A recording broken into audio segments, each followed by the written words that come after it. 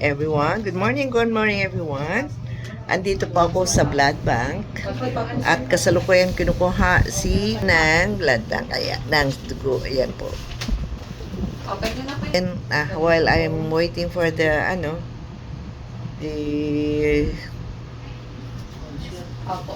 then I encountered interns from different school. Wow.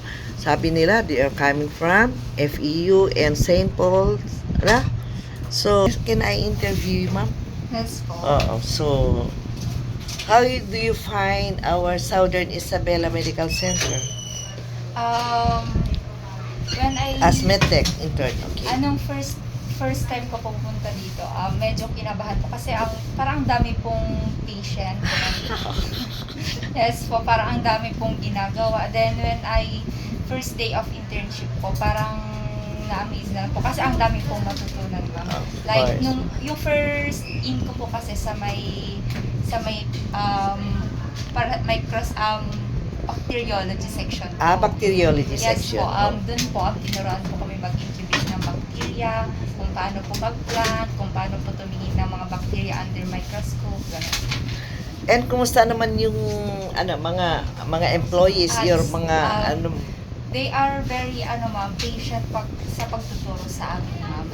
Tinuturo po talaga nila sa amin kung paano ba yung ginagawa sa mga machine, kung ano po talaga work ng how to operate the machines. Yes. Okay. So, ang ibig mo sabihin, nahasa ka na. Hindi Your naman, skill is already that, what percent? siguro ma'am is 6% pa na po. Kasi second in na section ko pa lang ito, ma'am.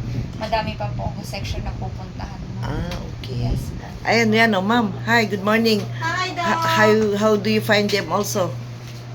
Mababait po sila, Doc, at masisipag naman sila. Tapos, lagi po silang, may initiative po sila para tumulong at matuto po. Very Very responsible din sila sa mga gawain. Hindi mo na sila kailangang utusan. Sila na po mismong lumalapit. Ma'am, ano pong kailangan namin? Ano pong gagawin. Gagawin? Mga ganun po, Doc. So, napakaganda po kasi dito po matututo sila since yung mga machine po natin talagang din. Yeah, update, fully automation. Yes. Come here. And then, ano to, yung tawag mo sa, high-tech po high-tech talaga mga na machines natin. Okay. Hindi po fully ang ating SIMC. Yes, of So, course.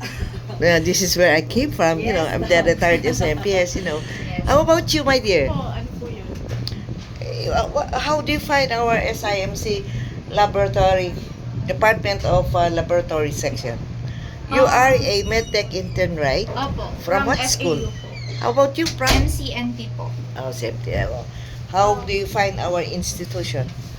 Yung institution po is nakaka-overwhelm po siya in terms of patients. The number of patients po kasi Overwhelming, kasi po ang dami po kasi may mga araw po na sobrang daming pasyente, may mga araw din naman po na madalang. Pero most of the time po talaga marami po Sobra. talagang pasyente. Tapos po in terms of yung hands-on po yung pag-train ng skills po. Wow. Ano po is siya ma'am, parang ano siya ma'am. Okay lang, it's alright. Ano po, tawag dito, very hands-on po siya in terms na So- ikinahayaan po kami ng mga staff po namin na i-experience yung mga machines, experience po yung mga dapat namin experience, yung phlebotomy, yung blood bank. Sa blood banking po, hinahayaan kami yung sa donation po. Importante, what is important is you develop your skill in diba, in phlebotomy kasi minsan yun na nagrereklamo pasyente. Yes po. Diba? Oo, so talagang ang skill na develop ng gusto here in SIMC. Wow. So kahit ganito lang ang aming setup na medyo kulang-kulang ng space, right?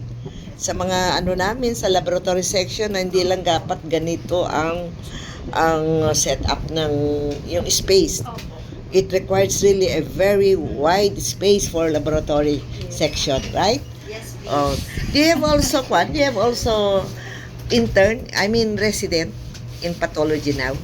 Meron po kaming Doctor, medical officer po sa labas, Doc. Si Okay. Dr. Jem po. Okay, sige. Thank you. Upload